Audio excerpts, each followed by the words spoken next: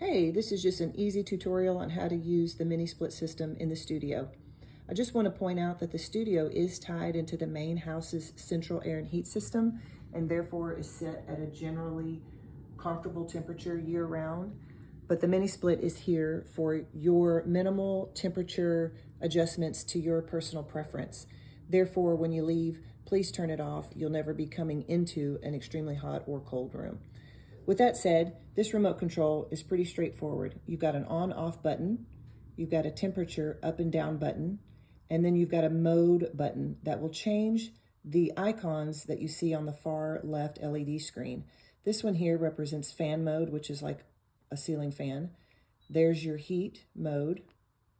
Automatic mode would be maybe during different times of the year where the temperature outside is going between hot and cold. That's your snowflake for cold mode. And this is dry mode, which pulls the humidity out of the room. Interestingly enough, we've been testing this unit for the last month, sleeping in here even, and this dry mode has been more than sufficient, just pulling the humidity out of the room to keep the room cold, even though the thermostat through the main central air and heat system has been set on 70. So you may find dry mode is plenty for your needs.